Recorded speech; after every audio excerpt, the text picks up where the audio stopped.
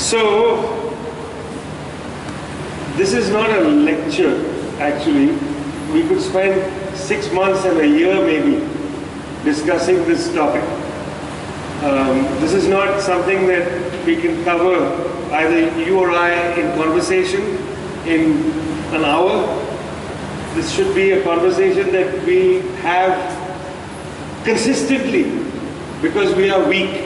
The left globally is extraordinarily weak, and we need to ask serious questions about the nature of our weakness.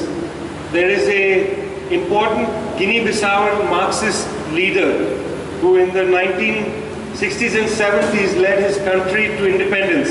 His name is Amilcar Cabral from Guinea-Bissau in Western Africa. And Amilcar Cabral, in one of his texts that he wrote, said, "Tell no lies, claim no easy victories." Tell no lies, claim no easy victories.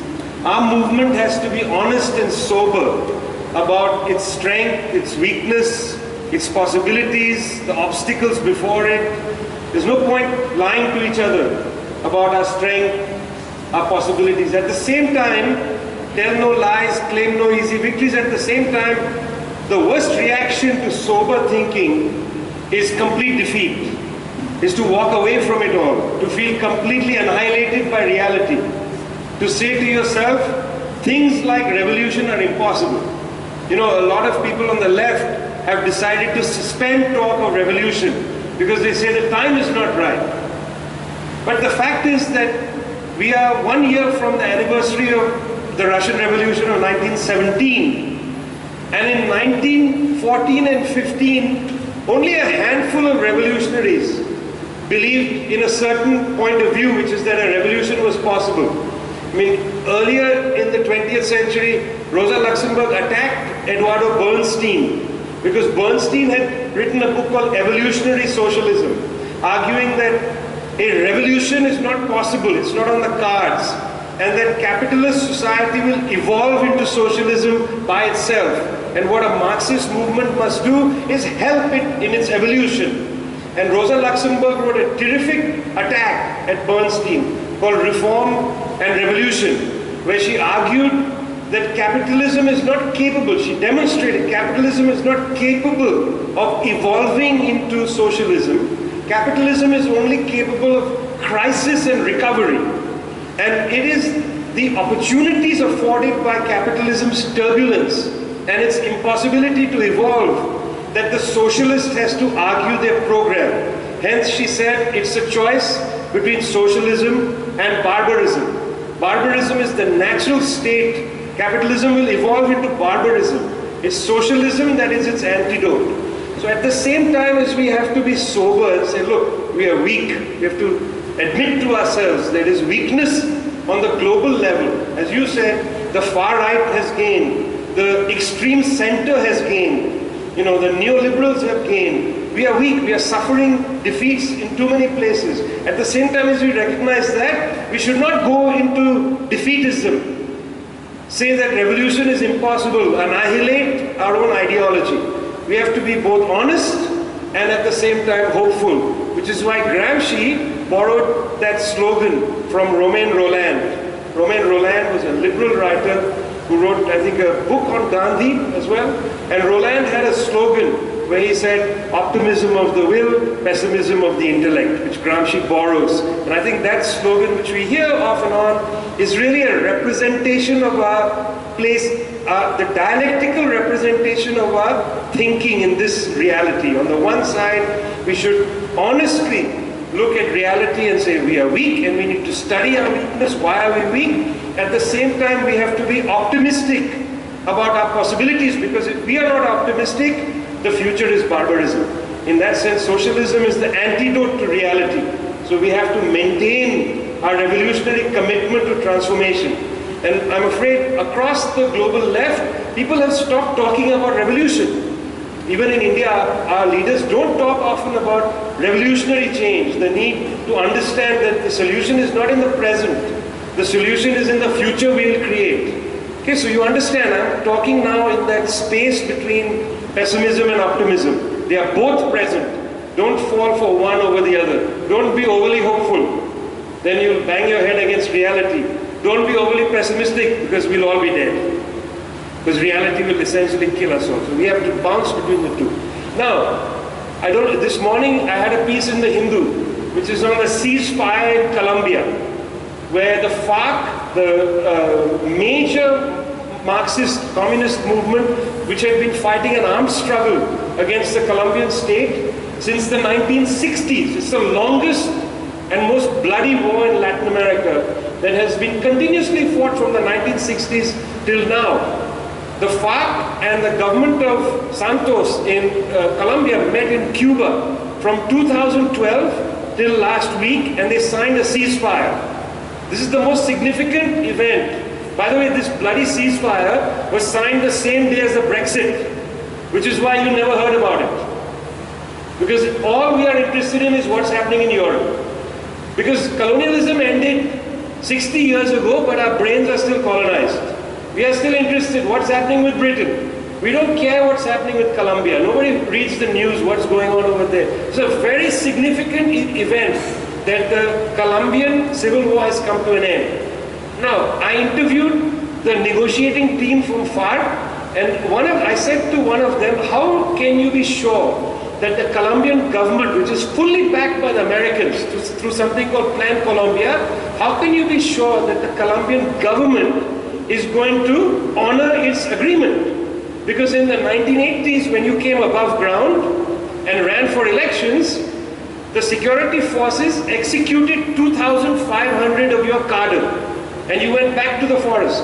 How can you be sure today that the events of 1986 will not be repeated?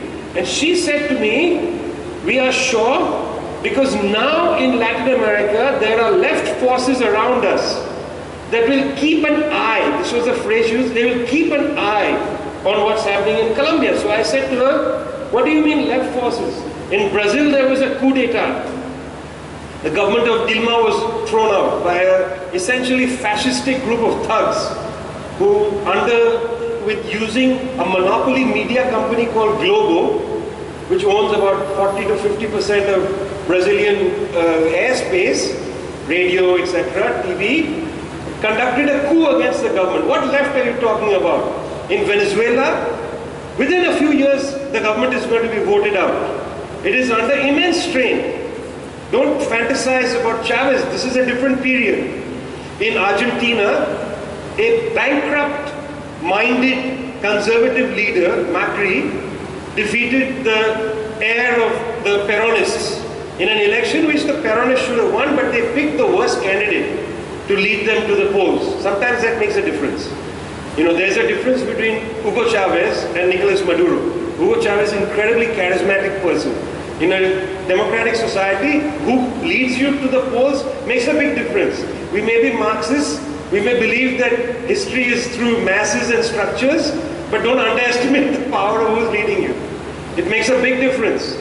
Because after all, we live in a telegenic age, and Maduro is nothing compared to Chavez. So in Argentina, they lost a closely fought election. What left are you talking about? In Ecuador, the government is under threat.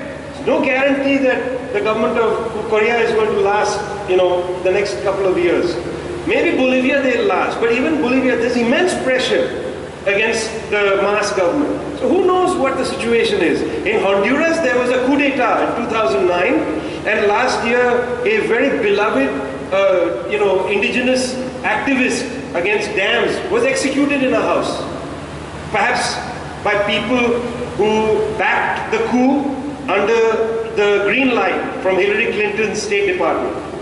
So what left are you talking about? And she said, no, there are left forces in Latin America that are still there. This is a different period than the 1980s. The MST, the Movement Sem Terra in Brazil, is still active. People are still active in Mexico, even though they can't have an electoral breakthrough. So the left is alive, she said. I was doubtful when I was interviewing her. I said that let's not exaggerate this. She said it's still alive. But that gives us some sense of surety, but we are not blind. We are going to maintain our ability to take care of our people if the violence starts again.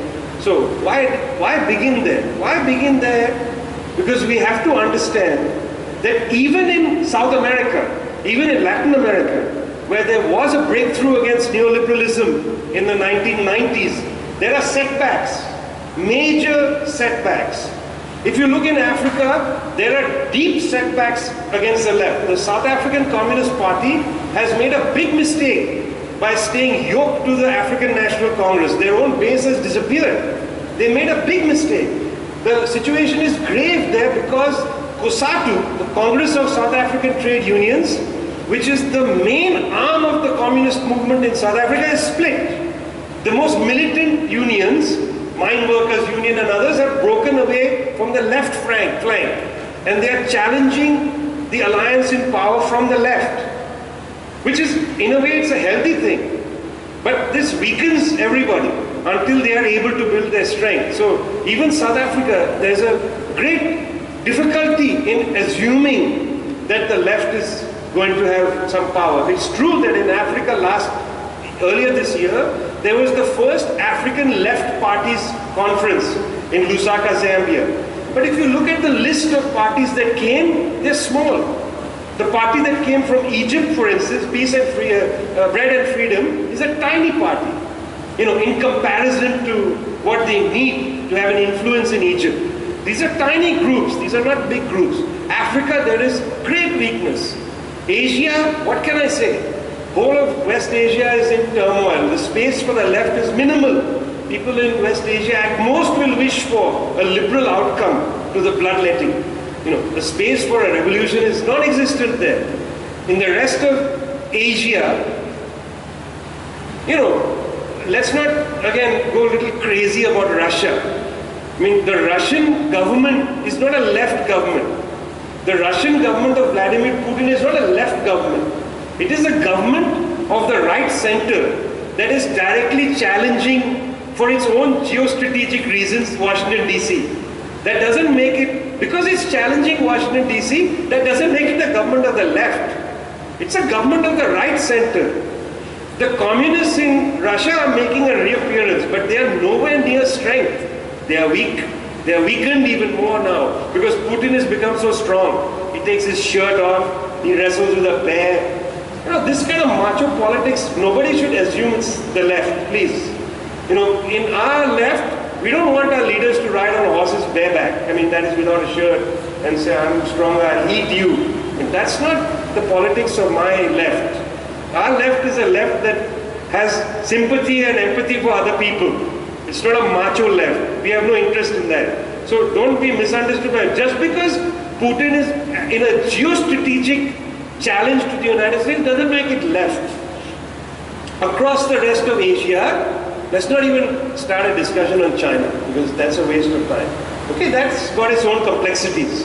They are in the middle of whatever the hell they are in the middle of. Nobody really has a clear idea what's going on in China. And we can debate this for days on end. I'm sure many of you do. Blue in the face. Somebody saying, no, it's continuing to be socialist, comrade, because so much of the productive forces are controlled by the state.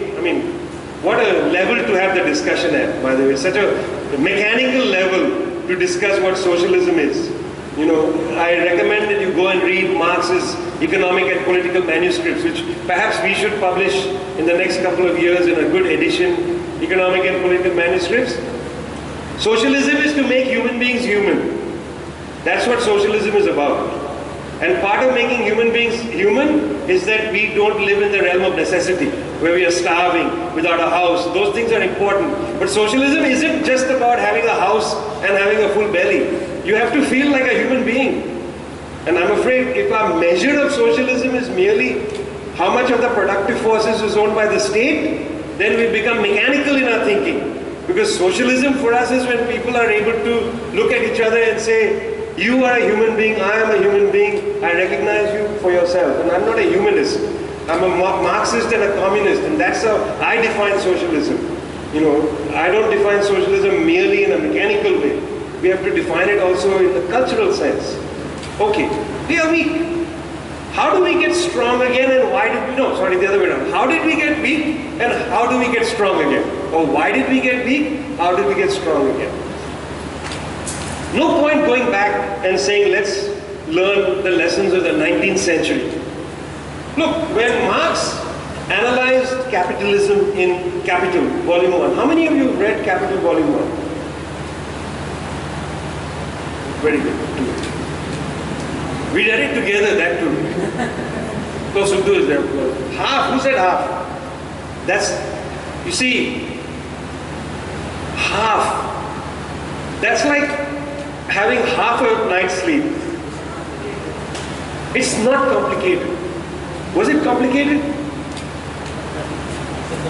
It's one of the best, lucidest books if you read it without being scared of it. If you come at it saying, oh my God, I'm going to read Marx, it's intimidating, you'll never get past the first chapter. If you think that this book is about economics, you'll never be able to read it. This is not a book of economics. This is a book about human reality. It's a critique of the system we live in. It's not economics. If you read the first chapter and think the chapter on commodities is a chapter on economics, you've lost it, pals. You'll never read it again. You'll be so scared. That first chapter is a chapter on philosophy. It's a chapter on how to understand the atom of the system. Anyway, you should read it. But in Capital, Marx makes an interesting observation and a discovery. That is, he lays out fully a discovery he made some years before, which is that the mode of accumulation in a capitalist society, and Capital is not an ideal, typical portrayal of capitalism. Capital is a book which analyzes capitalism of that moment, with England as his example because he had the materials before him, because he was based in London. I don't agree with people who say it's actually a model of capitalism. No, it's actually an assessment of the capitalism of his day, and why I'm saying that will become important in a few minutes. He made a discovery that the nature of capitalist accumulation pushed capital, that is this agglomeration of wealth which is used to make more wealth, that's the definition of capital. This capital sought after profit, and the direction of development of social productive forces moved towards consolidation of production. That's one thing, big gargantuan factories, what he and others call centralization of capital.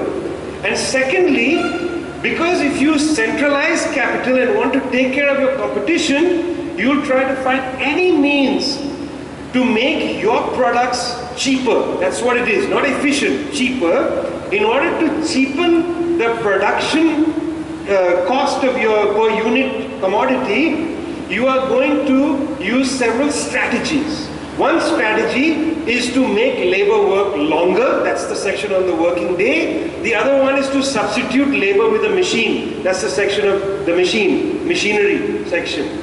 So what Marx discovered is capitalism of the 19th century went for gargantuan factories where they accumulated people and bought these people as labor power. That means they came and sold their labor power. And capital relied on labor in the human form, which had been sold as labor power, because this is not slavery. You sell so many hours of your work. Capital relied on those people to make the commodities. And because capital had centralized itself to such a great extent, if the socialists organized the workers in unions, then they would have power over capital. That's the direct class struggle being intensified, because the class struggle already existed when they hired workers to work for them. But when you organize a union, the class struggle intensifies. And a strike, which is a term that comes from pirates.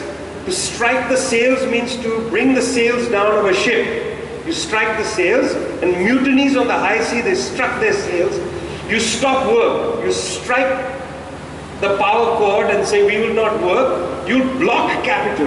And Marx understood that capital cannot stop moving. It's like mercury. If you stop capital, if you constipate capital, the capitalist is forever losing money. They rely on constant movement of capital. So a strike traps capital and gives workers power over the system. That was Marx's understanding of why unions were important in the 19th century. And it was based on that analysis that the trade union movement has a theory in the latter part of the 19th century. Okay, trade union movement picks up. First Working Men's Association meets in London in 1864. This is just before Capital is published in 1867, and Marx is in the chair. He pushes this theory that the Working Men's Association has to organize unions in factories where the strike is a major weapon of the workers.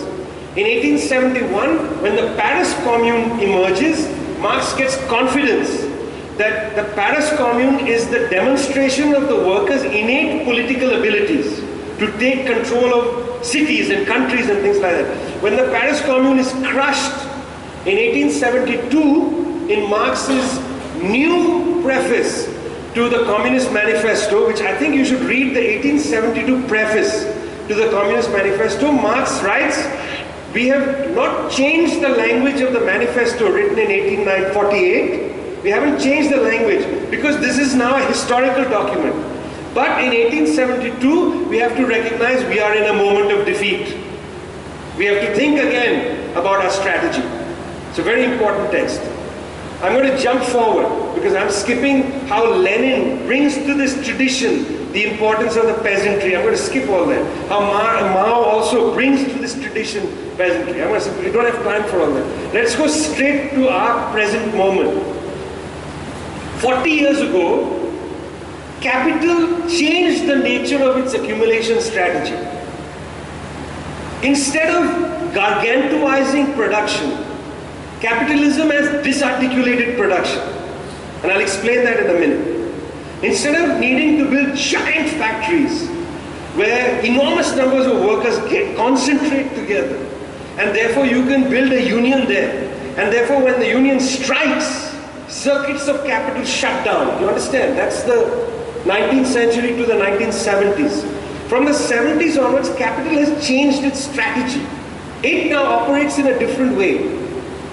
And its shift in strategy is what has destroyed the reservoirs of the left, which is working class power. Why have unions deteriorated? Not because trade unionists are working less hard today, but because the material conditions in which unions have to work are completely altered.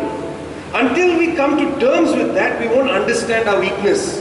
So what has happened to the nature of accumulation and production? See, we use the phrase, we are now in the era of finance capital. Listen, we can't eat finance. This is not made only by finance. Things are produced. We have to also look at accumulation strategies. We need good empirical studies. Let me give you a sense of the same model I produced from capital. Let me give you a model from the 70s onwards. Several important points need to be considered, premises for the switch. The first important premise is that new technological breakthroughs come up. The first technological breakthrough, which is very important,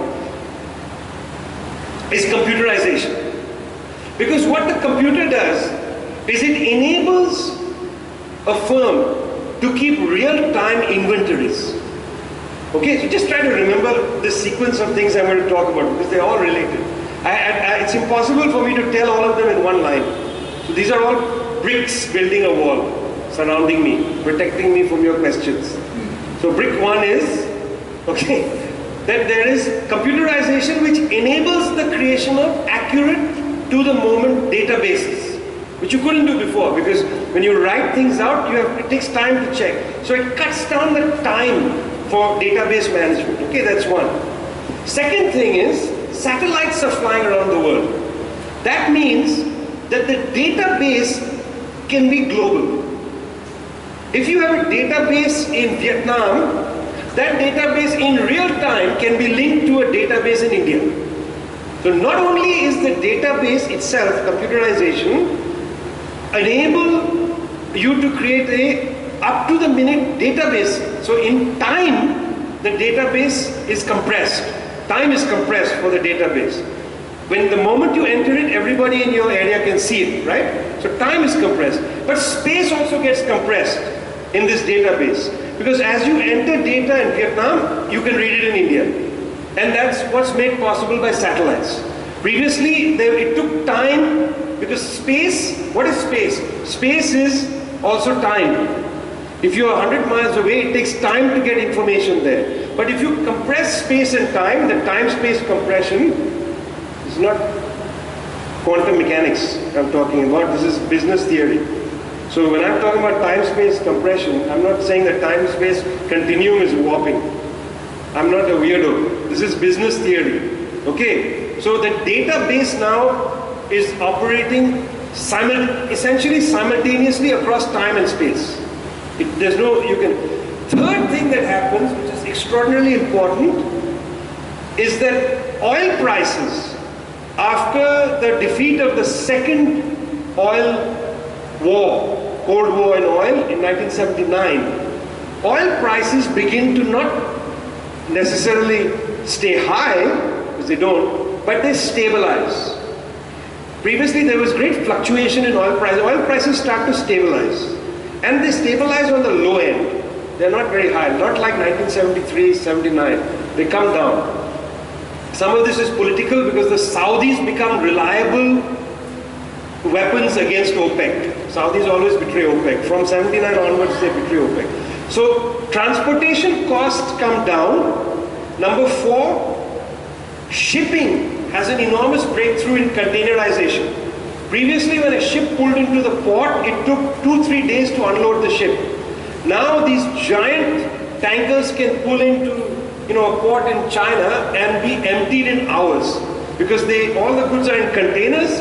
Cranes, huge cranes, grab them, put them on the back of a truck or put them on a train, and the container does not have to be emptied at all. So the time and cost of transportation declines deeply. This is the 4th thing that happens. The 5th thing that happens is because of the Third World debt crisis in 1979, 80, 81, 82, that debt crisis whose effects still are with us, countries of the global south are weakened, deeply weakened. Their political will is broken. And they all start to, under IMF pressure, etc., tell the global capital flows, we want to be good to you. That means we politically are not willing to challenge you like we might have earlier. I'm going to come back to this in a minute. Linked to this, the West pushes through the Uruguay round at the General Agreement on Trade and Tariffs, the last round of the General Agreement on Trade and Tariffs, which becomes the WTO, the World Trade Organization. The West pushes a theory of intellectual property, which says that no longer is the process patented. Previously the process used to be patented. So if you could find a different process to make a pharmaceutical drug, you could do it. It was not illegal. In the last GATT round, which enters the WTO, they changed the patent law to product patent. So you can't reverse engineer a drug and find a new way to make it. Because if the product is patented, you are obliged to pay rent to the patent holder. This is a very important part. These 2 points are very important. The point of weakened political will in the global south and the new patent regime. Now what happens because of all this is you don't need to build a giant factory that makes cars in one country. You could take that giant factory and build it over 5 or 6 countries. One country makes tires, one country makes the chassis, one country makes the body, one country makes the seats, and the final country assembles the car. You see, what this does politically to workers is it disarms them. This is called the global commodity chain. And it's a terribly anemic term, which makes everything seem horizontal. It's actually a vertical chain, it's not horizontal. Because some people have power in this system over others. 2 of the major weapons of workers in the global south are immediately invalidated by this new structure of accumulation. One is the strike. You see, if you are at a factory that makes car tires and you go on strike, the global commodity chain says goodbye. Because now we are moving to another country just to make tires. Previously, if you went on strike, you shut down production of the whole car. Capital was trapped. Now capital says, anyway, this factory is controlled by a subcontractor. We don't care. We are just going to source our tires from somewhere else. Now what happens is, labor is told by management, we are in the same boat as you, management. We are also in a difficult boat. So we should be partners. You should take a wage cut. You should work harder. You should not create a union. You're creating problems for yourself and for me, because we'll just go out of business. So the first most important weapon of the 19th century, the strike, working class factory-based strike, becomes much harder. Doesn't disappear, becomes much harder. As you well know in your own experience, you see this happen all the time. Workers have a hard time going on strike, creating unions, etc. Union density collapses not because trade unionists are not working hard, but the structure in which they are operating is transformed now. Second major weapon that the workers' movement used was nationalization. If you took power in the government, if your workers' parties seized the government, then the government could nationalize the factory. But listen, your factory that you're working at makes toothpaste tubes. Another country is making the toothpaste. You nationalize the toothpaste tube factory, you're still at the mercy of the so-called global commodity chain. What better deal are you able to get for anybody? At most, you cut out the subcontractor. And the state then is the subcontractor in the global commodity chain. And the state then will start to basically become the subcontractor of capital. So nationalization of a strategy is also very difficult now. It's very hard to nationalize a factory if it's only part of a global commodity chain. This is a huge structural shift. Now, because this is an enormous structural shift, the nature of imperialism is also altered a little bit. See, earlier, imperialism was partly driven by the desire of monopoly capital to struggle against other fractions of monopoly capital, and sometimes couched itself in the flag of its country to move towards inter-imperialist wars, correct? That's what basically one crude way of talking about Leninism is, that imperialism is not necessarily a global, one monolithic structure. There can be different fractions of imperialism that confront each other. After all, Lenin's pamphlet is written in response to World War I. How to explain World War I? You know, is there one imperialist hegemon, or are there fractions that battle each other, etc.? It doesn't matter. Point is that there are monopoly capitals that can utilize the flag and nationalism in ways that create instability and push for their own agenda against others, and sell their products, steal resources at, basically super profit prices they're selling, and they buy at sub-minimal costs, right? Now it's slightly different, which is where the United States military comes in. Now the importance of imperialism is also in protection, to protect the disarticulated nature of production. So what becomes important? Managing shipping lanes. And India has become entirely subordinated in this. Joint naval exercises with the United States Navy to so-called to make interoperability of the two naval forces, to make sure, under the guise of fighting piracy, that the West's alliance controls the straits of Indonesia, from the South China Sea all the way out to the southern part of India, the Indian Ocean. So the Singapore Navy, now even the Indonesian Navy, Indian Navy, and the US Navy conduct exercises all the time in this region. They are patrolling the high seas. They are putting pressure on other so-called competitors like China. Another thing is the fight against piracy of goods, to maintain the integrity of intellectual property, to use extra economic force against countries to make sure that they pay rents on the goods that they are selling. So China is always getting in the neck from the United States for piracy, crack down on piracy. Third, use of extra economic force to make these subordinate countries, including China, revalue their currency to the benefit of global capital.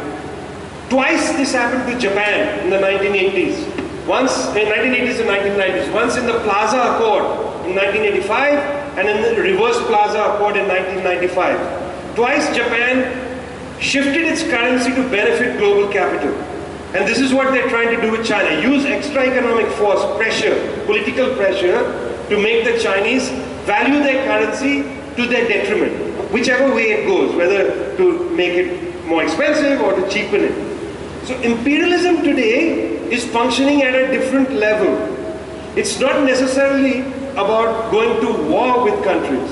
It's using the massive economic and military power of the West, but especially the United States military power, to subordinate any challenge to this order, this system.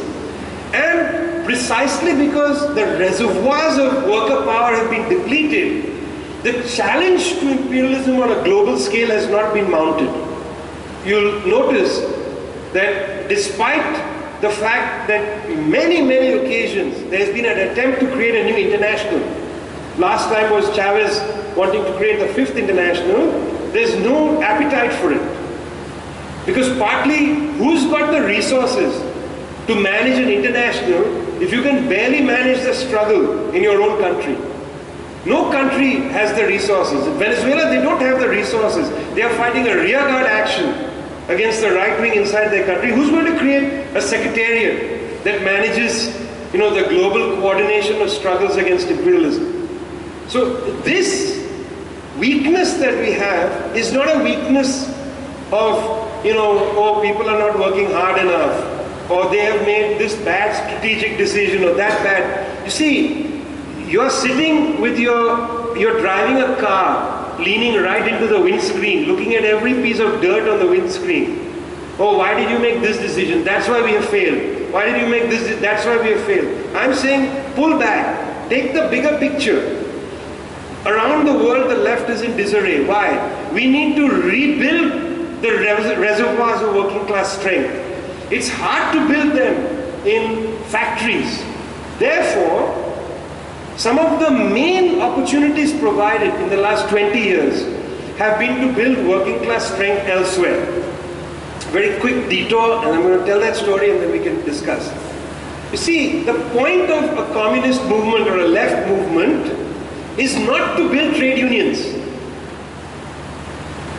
I mean, Lenin had written a pamphlet against economism. The point isn't to build trade unions.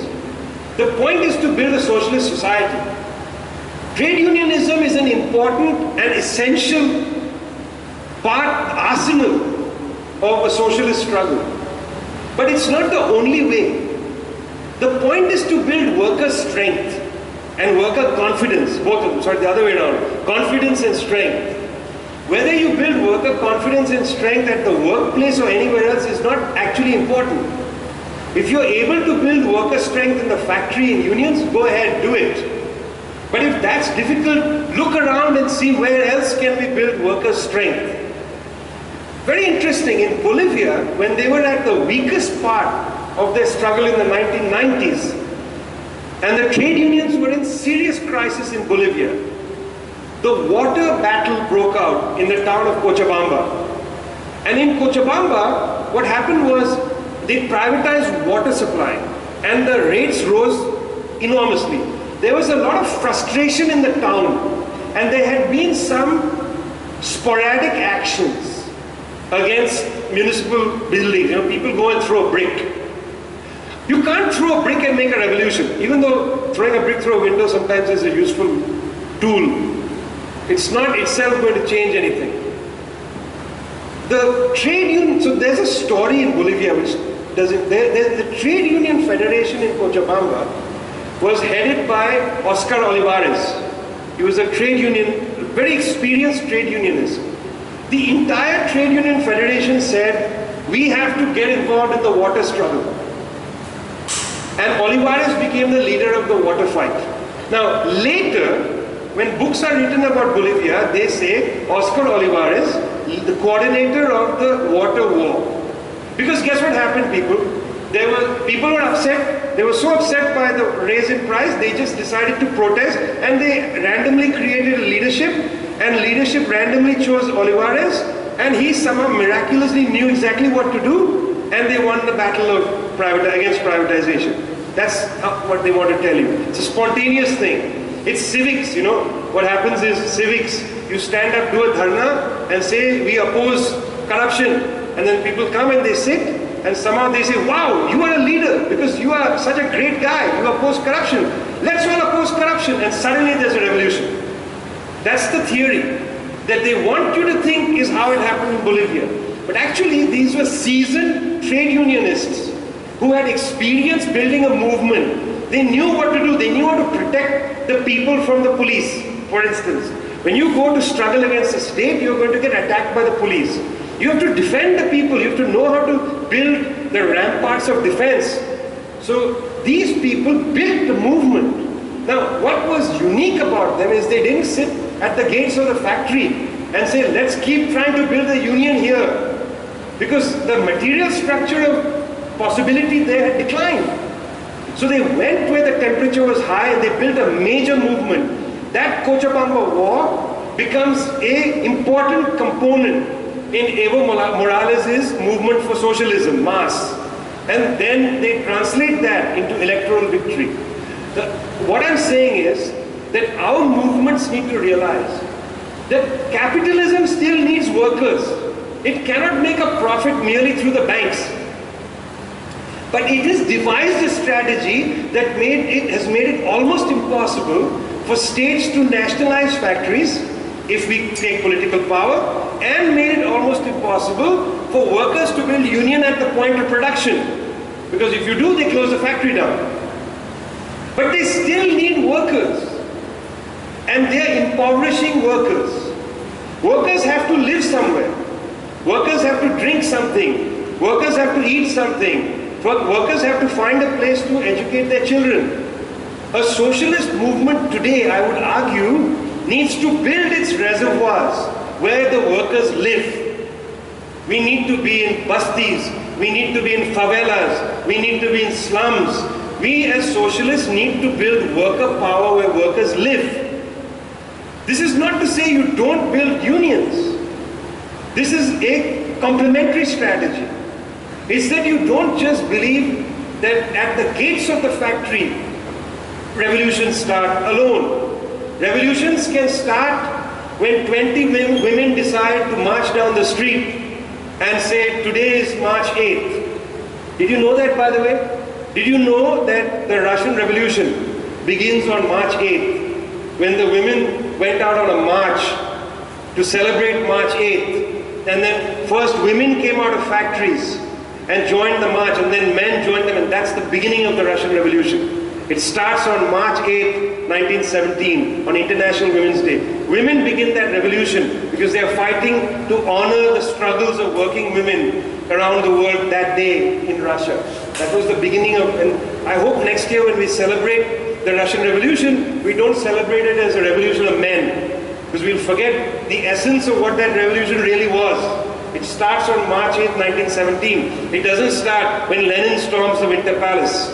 Lenin is sitting in Switzerland when it begins. These workers go on a march, a certain dynamism opens up, and then the Bolsheviks, Mensheviks, SRs, etc. come and join the struggle, and they give it shape and leadership. So, the revolution doesn't necessarily start at the factory gate. It can start in somebody's house when they are frustrated that today the water hasn't come, or they are frustrated we haven't had electricity for 2 days, and they want to do something about it. You cannot leave it to NGOs to NGOize this segment of frustration and to dilute this, what I would consider the revolutionary stirrings of people to survive in the world, to dilute it into NGO service delivery. This is an important space to build a left at a global level. So that's what I wanted to share with you. Imperialism and the global left. Imperialism today is not your great-grandparents' imperialism. That doesn't mean you don't read Lenin. It doesn't mean that the essence of what I'm talking about is different from Lenin. It means that capitalism is a dynamic entity. Its understanding of accumulation is shifting. It's not, doesn't have no movement. It's in motion at all times. Why does the workers' movement have to be stopped and only follow an old strategy? We have to have our own strategy. We have to soberly inspect where opportunities are to build worker power. Because the road to socialism is the building of worker confidence and worker power. And that's how we're going to rebuild a global left. Thanks a lot.